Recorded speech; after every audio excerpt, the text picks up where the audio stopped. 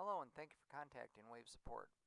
I see from your clinical request that you're trying to improve the fit of this lens on this patient. Well, if we talk first for a moment about the averaging question that you had, in most cases I try not to average. Wave is a very powerful tool that looks at a lot of detail. And I sort of hate to take that detail out of the equation, so in most cases I'll look at my topography, and if I'm not sure about it, I'll first go to the dots editing tool. Under photo processing, I'm sure you've used that before, but it's that little dot up here, dots editing, and that'll help clean up the mires all the way out. And I'll use that first. If I have some weird areas in the topography peripherally where there's some red ridges, maybe from the lid or some from a lacrimal lake or something like that, a lot of times I'll just delete those extra mires by using the under the dots editing, where you can delete the external rings, just to try to get a little bit better uniform topography, and then design off of that. And so in most cases I don't average. Other times I run into problems with averaging is if it's a pretty toric cornea, that where the toricity is not limbus to limbus. If you look along the meridian, say the steep meridian or the flat meridian, the wave will average along that meridian, thus underestimating the amount of corneal cylinder. So that'll change your design sometimes dramatically on these patients. So in most cases I try not to average when I can. With that said, if we go back to your design, in general I find that corneal lenses are probably a little bit more successful in general than scleral and semi-scleral lenses. Semi-scleral lenses can work really, really well, and I think if you move up to scleral lenses, then although they're great, comfortable lenses to begin with, you run into wearing time issues, tear exchange issues, and so they create a whole extra degree of a whole different class of challenges to be concerned with. So when in doubt, I try to maximize the size of a lens. In many cases, if you just go to about the horizontal visible diameter of the cornea, or just under that, maybe to 10.5 to 11 millimeters in diameter, quite often you get a very stable lens. That's actually quite comfortable because you have very minimal movement on it. But you also have tear exchange underneath, which makes it easy to wear for most of the day. If you're going to go to a semi-scleral design, I tend to like to use that 8-point design step that you may have seen in Wave. And we'll see if we can open one up here to take a peek at it. Hang on for a second. I'm going to pause the video while I do that. Okay, welcome back. So this is one of the lenses that you designed when your right lens that you're looking at, the scleral design. And again, a scleral design is going to vault that whole cornea. There's certainly nothing wrong with that. I tend to try to go to a semi-scleral first, and do that if you use that 8-point step. It's quite easy to do. Go down to your configuration settings, and you want to look at this cornea as a good, since you're pretty symmetrical for the most part, I would leave this at 5.5, 7.5. Go down to about 14 to 14.5 millimeters, just for demonstration's sake. We'll set this at 14.2.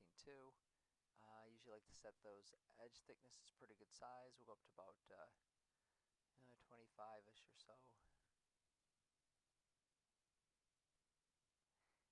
I go to axial. This one here, although there's not a real reason to go into to use freeform for a semi-scleral lens because it's going to be pretty uniform around the outer side. You can certainly do it in RSIM or GSIM. Personally, I like to use freeform just because to me it's easier to look at the lens on the eye. It seems like it lines up better for designing purposes, just easier to look at. So if we go over here, it's going to put a lens down for us here. And if you follow the Wave 8-point step that is on their website, I think I included a link on here. I'm just going to go very briefly on this one. So what I first do is I look at,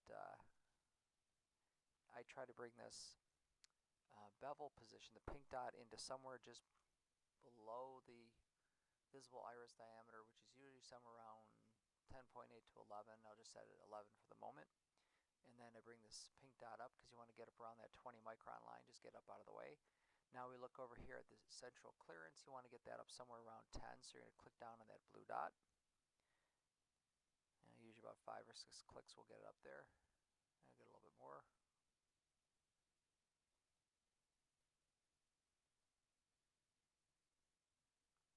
So that's pretty good there.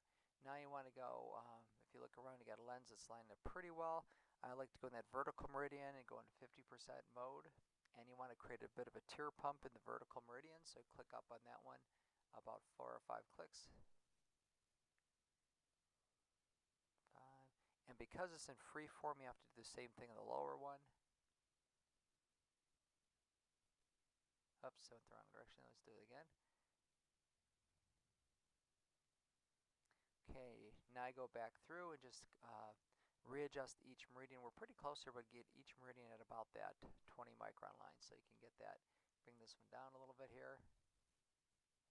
Go around, bring this one up a little bit. So you just want to get them all pretty similar. You don't have to be exact on these, but you get them pretty close.